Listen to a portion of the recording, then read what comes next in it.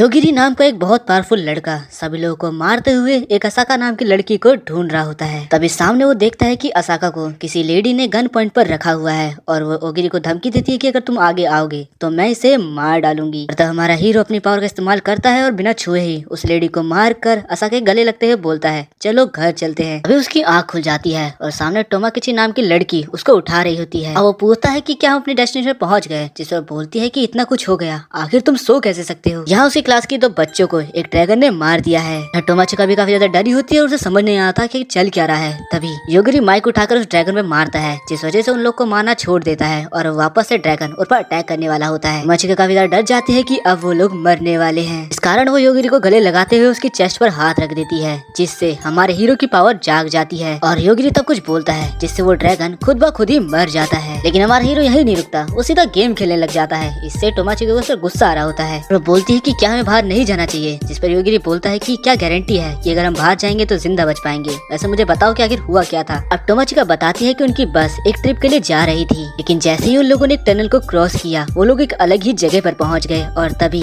बस के अंदर एक लेडी चढ़ी जिसका नाम शियोन था और वो खुद को सेज बता रही थी। जैसे हमारे टीचर ने कुछ पूछा उसने उसे मार डाला। इसके बाद उसने बस ड्राइवर को भी मार डाला। काफी साइको टाइप थी। उसने बोला कि उसने हम लोगों को यहाँ पर समन किया है, इस वर्ल्ड पर सेज ही राज करते हैं और इसीलिए हमें भी सेज के तौर पर समन किया गया है। इसके बाद शियोना सभी लोगों के ऊपर मैजिक का इस्तेमाल करती है और सारे लोग ग्लो करने लगते हैं सिर्फ 4 लोगों को छोड़कर। तब शियोना बताती है कि उसने बैटल सॉन्ग नाम के एक सिस्टम को सबके अंदर इंस्टॉल कर दिया है। सभी लोग चेक करते हैं कि ये तो उनके स्टैट दिखा रहा है। शियोना बोलती है कि मैं तुम सबको 1 महीने का समय देती हूँ, जल्दी से स्ट्रॉन्ग बनकर एक स्ट्रॉन्ग स्टेज बन जाना। तब टोमाचिका पूछती है कि मेरे सामने तो ऐसा कुछ नहीं आया, जिस पर शियोना बताती है कि तुम एक वेस्ट हो, तो क्या मैं तुम्हें जानवरों का खाना बना दूं। शियोना सबको बताती है कि घंटे बाद तुम्हारा एक मिशन है और ऐसा बोलकर वो यहाँ से चली जाती है। तभी क्लास का एक लड़का खड़ा होता है और बोलता है कि लगता है हमारे पास कोई चॉइस नहीं है और वो सभी से उनके स्टैट पूछने लगता है। सभी लोग पर्ची पर लिखकर सबको अपना स्टैट बता देते हैं। सुगुरु बोलता है कि ये तो बहुत अच्छी बात है, लगता है हम सबके पास काफी अलग अलग एबिलिटी है और अब सभी मिलकर स्ट्रेटेजी बनाने लगते हैं। जिन 4 बच्चों पर ग्लो नहीं किया उसमें से एक हमारा हीरो और टोमाचिकी और बाकी 2 स्टूडेंट्स हैं और यहाँ भी हमारा हीरो सो ही रहा है। और अब सारी स्ट्रेटेजी बना लेते हैं और वो उन 4 को स्ट्रेटेजी नहीं बताते और बस से उतरने लगते हैं। ये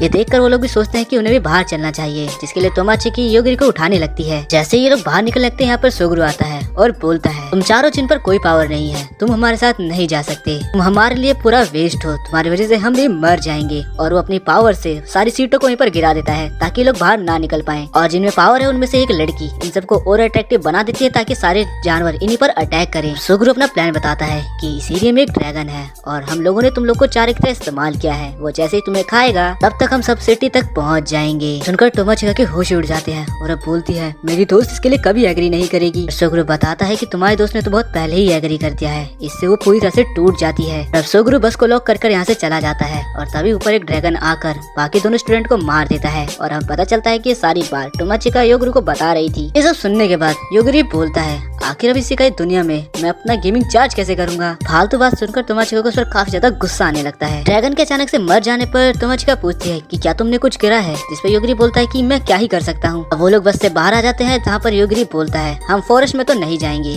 तभी टोमाचिका बोलते हैं कि आसमान में क्या है और वो लोग देखते हैं कि ये तो उनके ही क्लासमेट्स हैं। ये देखकर योगिरी पूछता है क्या मैं इन्हें मार दूं, जिस पर टोमाचिका बोलती है कि नहीं। लेकिन योगिरी बोलता है कि वो भी तो हमें मारना ही चाहते थे, ऐसे तो वो लोग भी किलर ही हुए। तीनों स्टूडेंट देखते हैं कि ड्रैगन मर चुका है पर वो फिर देखते हैं कि टोमाचिका तो भी जिंदा है। तब उसमें से एक स्टूडेंट नीचे उतरता है और बोलता है हमारे प्लान के मुताबिक तो हमें इसे ज़ॉम्बी बनाना था, लेकिन ये तो जिंदा बच गई। टोमाचिका समझ जाती है कि ये लोग काफी ज्यादा इविल हो चुके हैं। तभी उनमें से एक लड़का जो अपनी हीरो पावर का इस्तेमाल करता है और पीछे खड़े एक पहाड़ को पूरा तबाह कर देता है। टोमाचिका काफी ज्यादा डर जाती है और वो लड़का बोलता है तुम सीधी सीधी हमारी तरफ आ जाओ। और इन तीनों के इरादे टोमाचिका को लेकर कुछ सही नहीं है। ये देख योगिरी बोलता है कि तुम डरो मत, मैं कुछ करता हूँ। और अब वो एक लड़के को कमांड देते हुए बोलता है कि तुम मर जाओ और वो सच में मर जाता है। देखकर बाकी दोनों हैरान हो जाते हैं। तब योगिरी बोलता है कि मैंने उसे मरने को कहा और वो मर गया, अगर तुम भी नहीं मरना चाहते तो हिलना मत। पर वो नहीं मानते और देखने लगते हैं कि आखिर उस लड़के को क्या हुआ और इस कारण वो दूसरा लड़का भी मर जाता है। योगिरी तीसरे लड़के को बोलता है कि तो क्या तुम मरना चाहते हो, चलो मैं तुम्हें एक मौका देता हूँ, तुम इन्हें चेक कर सकते हो कि ये मरे हैं कि नहीं। और वो लड़का उन्हें चेक करने लगता है। वो लोग हिल रहे नहीं होते। तब वो अपने हीलिंग मैजिक से उन्हें उठाने की कोशिश करता है क्योंकि वो एक हीलर है, लेकिन फिर वो लोग नहीं उठते, जिससे वो समझ जाता है कि ये लोग मर चुके हैं। ये देखकर टोमाचिका समझ जाते हैं कि ड्रैगन के साथ भी ऐसा ही हुआ होगा, योगिरी ने उसे अपनी पावर से ही मारा होगा। वो लड़का अब योगिरी पे इल्जाम लगाने लगता है कि तुमने ये सही नहीं किया, जिस पर योगिरी बोलता है कि तुम लोग थे जिन्होंने मुझ पर अटैक किया, इसमें मेरी कोई गलती नहीं है और मेरी एबिलिटी का नाम है इंस्टेंट डेथ एबिलिटी, जिसमें बस मुझे सोचना है कि मुझे किसे मारना है और वो मर जाएगा। सुनकर उस लड़के को विश्वास ही नहीं होता। तब योगिरी बोलता है कि तुम चाहते हो कि क्या मैं तुम पर ट्राई करूं? वो लड़का अब डर जाता है और अब धीरे धीरे वो योगिरी के करीब आने लगता है उसे मारने के लिए। पर योगिरी ये समझ जाता है और वो बोलता है तुम मुझे मारना चाहते हो, मेरे पास एक दूसरी एबिलिटी भी है जिससे मैं पता लग सकता हूँ कि क्या कोई मुझे मारना चाहता है या नहीं। और अगर मैं अपनी दोनों एबिलिटी को कंबाइन कर दूं तो इससे ये होगा कि अगर कोई मुझे मारने के बारे में सोचेगा भी तो वो खुद ही मर जाएगा। इससे वो लड़का रोने लग जाता है और बोलता है आखिर अब मैं इस एबिलिटी के सामने कैसे जीतूंगा। योगिरी उनसे पूछता है कि आखिर तुम लोग इतने कॉन्फिडेंस क्यों हो अपनी पावर्स को लेकर, जबकि ये तो तुम्हें थोड़ी समय पहले ही मिली है। तब यहाँ वो लड़का बताता है कि ऐसा नहीं है कि हम यहाँ पहली बार आए हैं, असल में 1 साल पहले हमें यहाँ समन किया गया था एक डीमन लॉर्ड को हराने के लिए। जिसके बाद योगिरी बोलता है यानी तुम उसे हरा कर अपने वर्ल्ड में वापस आ गए थे। तब तोमाचिका बोलते हैं कि मुझे इस कहानी पे कोई भरोसा नहीं है, मुझे नहीं लगता कि ये लोग 1 साल के लिए स्कूल से गायब थे। इस पर वो लड़का अब डायमंड बताता है कि असल में जैसे ही हम लोग अपनी दुनिया में आए हमने देखा कि कुछ ही समय बीता है। अब योगिरी इन सब चीजों से बोर हो जाता है और उस लड़के को मारने वाला होता है। पर तब डायमंड बोलता है प्लीज मुझे मत मारो, तोमाचिका मुझे बचाओ। लेकिन तोमाचिका भी साफ साफ उसे बचाने से मना कर देती है। जिसके बाद वो लड़का डायमंड एक मैजिकल आइटम को बाहर निकालता है और बोलता है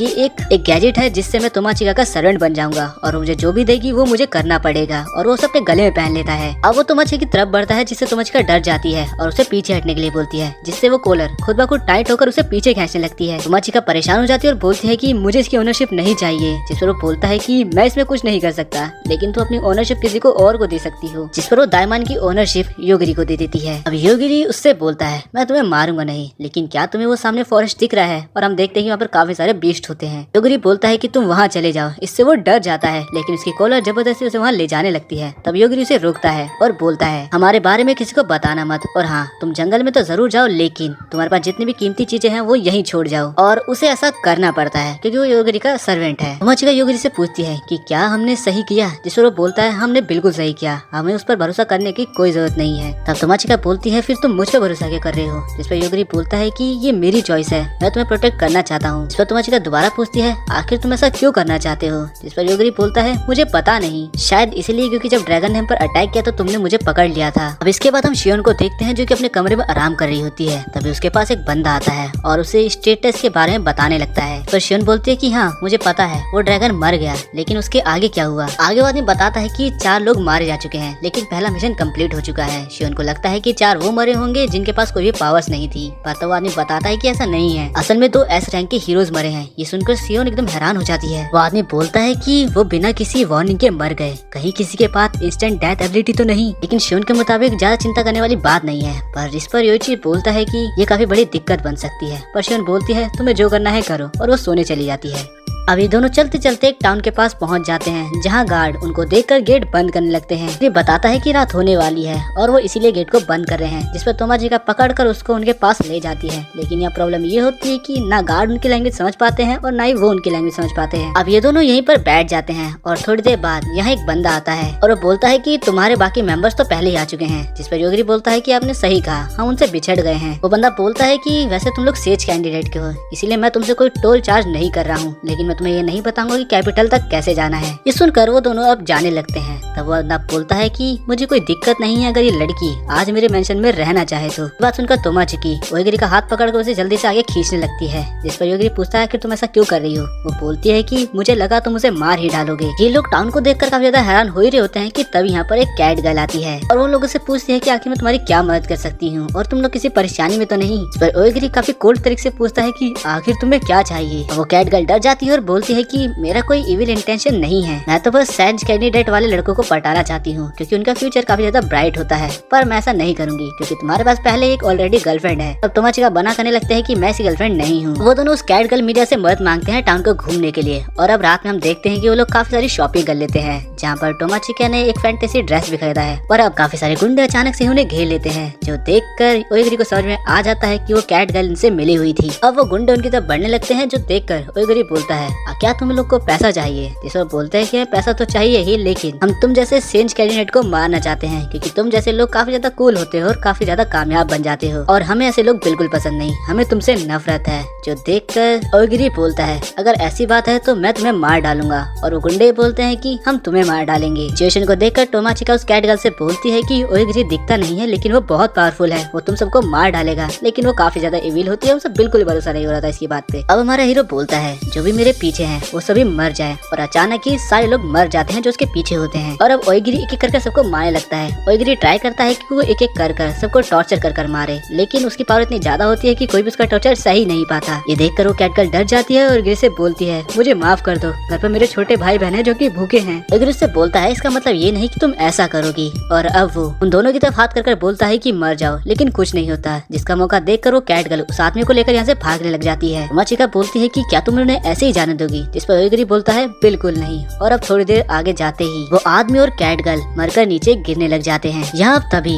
टाउन के गार्ड्स आ जाते हैं और उनसे सवाल जवाब करने लगते हैं, जिस पर ओएगिरी कहता है कि हमें कुछ नहीं पता, हम यहाँ आए जब ये लोग मरे हुए थे। ये देखकर वो बोलते हैं हमसे झूठ बोलने की कोशिश मत करो, हमने देखा कि ये लोग तुम्हारे सामने थे और अचानक ही मर गए। जिस पर टोमाचिका बोलती है कि अगर ऐसी बात है तो तुमने हमारी मदद क्यों नहीं करी। इस पर बोलते हैं कि हम देखना चाहते थे ये तुम्हें कहाँ लेकर जाएंगे और किसे बेचेंगे, और हाँ हमें मारने की कोशिश बिल्कुल मत करना क्योंकि हमारे ऊपर सेज प्रोटेक्शन लगी होती है। अब इन गार्ड में से एक आदमी बोलता है कि मेरी प्रेजेंस करने वाली पावर के हिसाब से मुझे नहीं लगता कि इन दोनों के अंदर कोई पावर भी है और इन लोगों ने इन्हें मारा भी है। सुनकर एल्डर गार्ड यहाँ से जाने लगती है, जिसके बाद वो बंदा इनसे माफी मांगने लगता है अपने कैप्टन की गलती के लिए। इसके तौर पर ओएगिरी बोलता है कि क्या तुम्हें कहीं रहने के लिए एक जगह दिखा सकते हो, और यहाँ वो एल्डर गार्ड उनमें से चेक कर रही होती है कि एक बंदा जिंदा होता है। और अब ये लोग होटल को देख के हैरान हो जाते हैं क्योंकि वो किसी कैसल की तरह लग रहा होता है। यहाँ ओएगिरी टोमाचिका से पूछता है कि क्या हम एक ही रूम ले लें, लेकिन फिर वो शर्मा रही होती है। जिसके बाद वो 2 रूम ले लेता है। टोमाचिका अपने रूम में आती है और काफी ज्यादा शर्मा रही होती है क्योंकि ये पहली बार था जब वो ओएगिरी से दूर थी और उसके बिना थी। अब यहाँ पर एक स्प्लिट मेड आती है जिसे देखकर टोमाचिका को लगता है कि ये उसकी बड़ी बहन है, और वो पूछती है कि आखिर तुम यहाँ क्या कर रही हो। वो स्प्लिट बताती है कि मैं तुम्हारी गार्डन स्पिरिट हूँ और मेरा नाम मोका मोका है। सुनकर टोमाचिका बोलती है कि क्या तुम पहले नहीं आ सकती थी मेरी मदद करने के लिए। जिस पर मोका मोका बोलती है कि मैं आ तो जाती, पर तुम्हारे साथ जो ओएगिरी नाम का बंदा था वो काफी ज्यादा पावरफुल है, मुझे लगा कि अगर मैं उसके सामने आऊंगी तो मुझे मार डालेगा। ये सुनकर उसे हैरानी होती है कि उसकी पावर स्पीड से भी काम करती है। और अब मोका मोका बोलती है कि कल तुम उसको मेरे बारे में बता देना ताकि मैं सेफ रहूं। अब बातों बातों में ही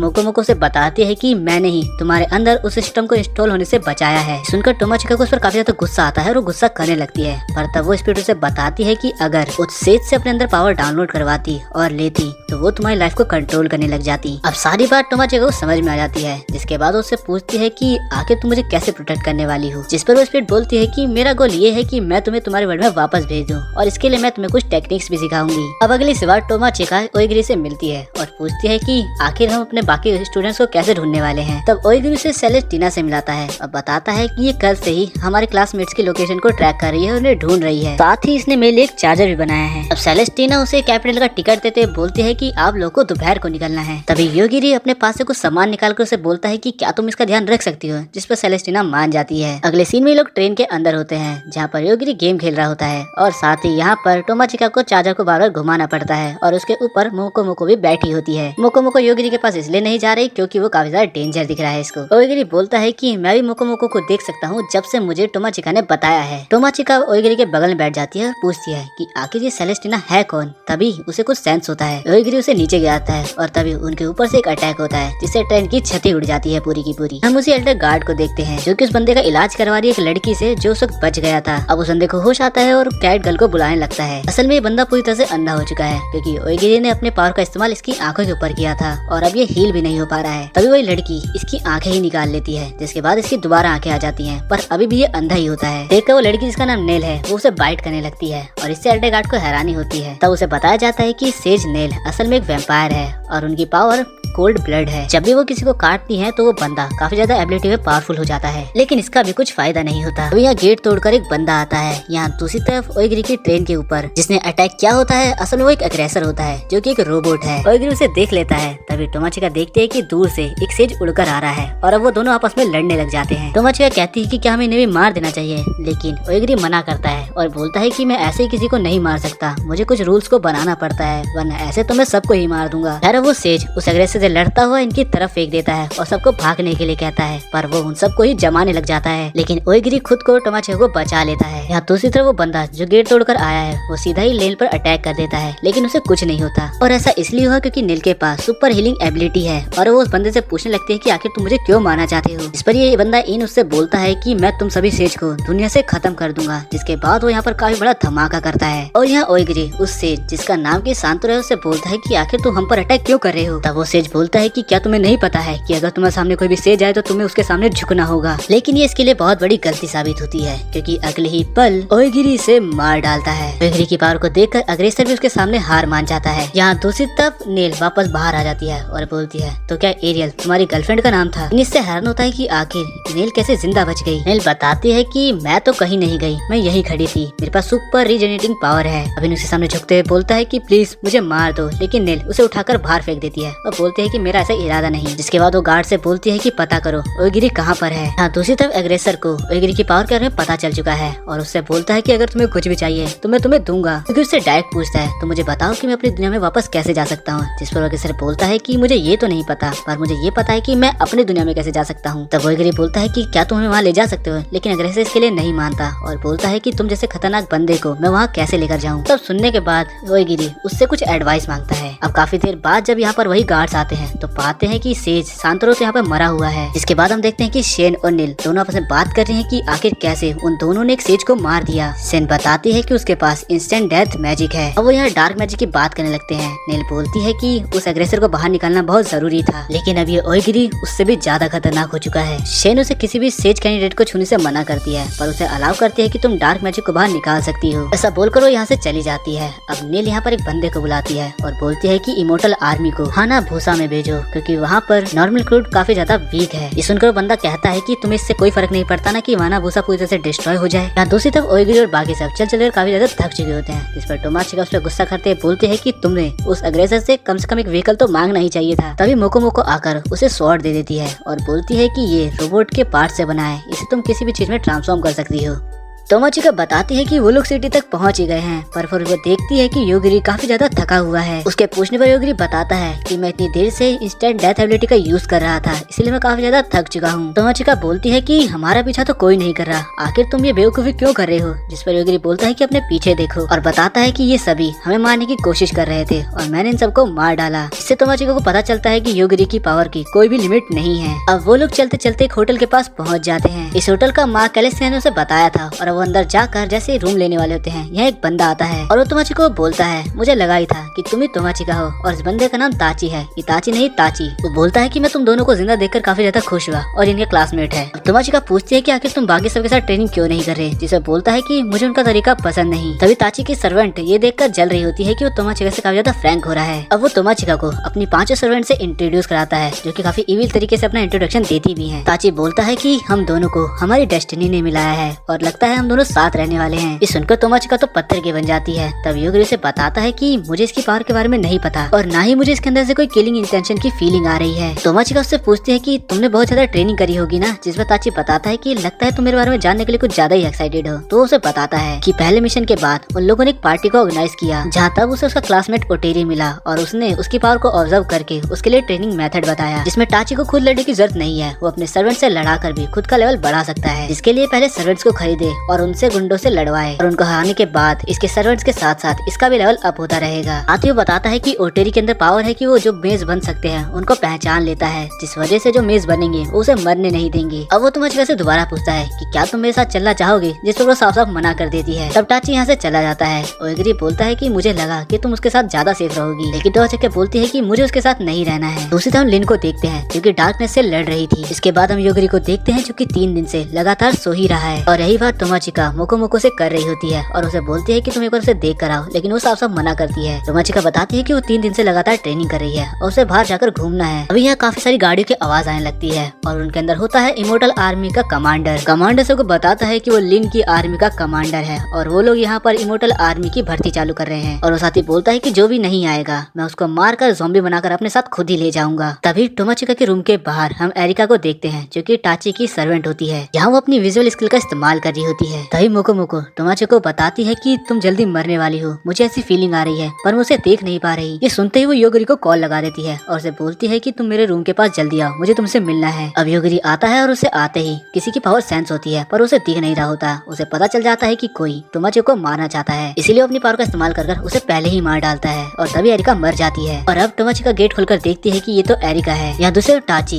एक क्रीचर से लड़ रहा होता है और अब उसे काफी आसानी से हरा देता है और उसे अपने सर्वेंट बनाने के लिए मान जाता है। तभी उसे अपने सिस्टम से पता चलता है कि एरिका मर चुकी है और अब वो उसकी मेमोरी देखने लगता है लास्ट वाली, जहाँ उसे दिखता है कि कोई नहीं दिखा और वो वैसे ही मर गई। वो तो हैरान होता है कि आखिर वो वहाँ गई क्यों थी और आखिर वो कैसे मर गई। उसकी बाकी के सर्वेंट बोलती हैं कि शायद उसे किसी ने पीछे से मारा होगा, लेकिन टाची बोलता है वो खुद एक असिस्टेंट थी, ऐसे उसे कोई नहीं मार सकता। यहाँ टोमाची और योगरी दोनों यहाँ से जाने की प्लानिंग करने लगते हैं और यहाँ टाची अपनी 2 और सर्वेंट को उनको रोकने के लिए भेज देता है और अब वो ये दोनों यहाँ से भाग ही रहे होते हैं कि तभी यहाँ पर टाची की कुछ सर्वेंट आ जाती है। वो अपनी आइस पावर का इस्तेमाल करके इन दोनों को बर्फ में जमा देती है, लेकिन योगरी अपने पावर से उसे तोड़ देता है। सर्वेंट अपने इस अटैक को फेल होता देखकर उसके ऊपर एक तगड़ा अटैक करती है, लेकिन योगरी उसे भी तोड़ डालता है और साथ ही उसकी छड़ी को भी तोड़ डालता है, जिससे वो आगे अटैक नहीं कर पाती। अब योगरी उससे पूछता है कि क्या कोई और भी आया है हम दोनों को मारने के लिए, जिसमें बताती है कि सभी को यही ऑर्डर मिला है। तभी टोमाची के ऊपर कोई अटैक करता है, लेकिन वो उसे पकड़कर नीचे फेंक देती है और वो देखते हैं कि ये तो एक डॉल है और अब काफी सारे डॉलों ने इन दोनों को घेर लिया है और एक साथ इन पर अटैक कर देती है। यहाँ ये आइस वाली सर्वेंट बोलती है कि मुझे लगा मैं तुम दोनों को अकेले ही संभाल लूंगी और अपने बालों में से एक और छड़ी निकालने लगती है, लेकिन योगरी इसे पहले ही मार डालता है और साथ ही इन डॉलों को भी मार डालता है। देखकर उसकी दूसरी सर्वेंट डर जाती है और यहाँ से जाने लगती है, लेकिन योगरी उसकी पावर को सेंस करते हुए उसके पास पहुँच जाता है। अब टाची को पता चल जाता है कि उसकी 2 सर्वेंट्स भी हार चुकी है और साथ ही उसकी सर्वेंट ने उन दोनों को इनके बारे में सब कुछ बता दिया है। इसलिए टाची बोलता है कि अब वो योगरी से फेस टू फेस लड़ेगा। इसके लिए वो सबसे पहले अपनी कुकरोजों की सेना उन पर अटैक करने के लिए भेज देता है और यहाँ टोमाचिका और योगरी को काफी सारे कुकरोच घेर लेते हैं, जो देखकर टोमाचिका तो काफी ज्यादा नर्वस और डर जाती है। और अब टाची उन सभी कुकरोचों को उन दोनों को मारने का ऑर्डर दे देता है, जिससे इन कुकरोचों की पावर बढ़ने लगती है। तभी योगरी टोमाचिका से बोलता है कि क्या मैं टाची को मार दूं? ऐसा बोलते ही वो इतनी दूर से टाची को मार डालता है। टोमाचिका काफी ज्यादा शॉक होती है। तब योगरी बोलता है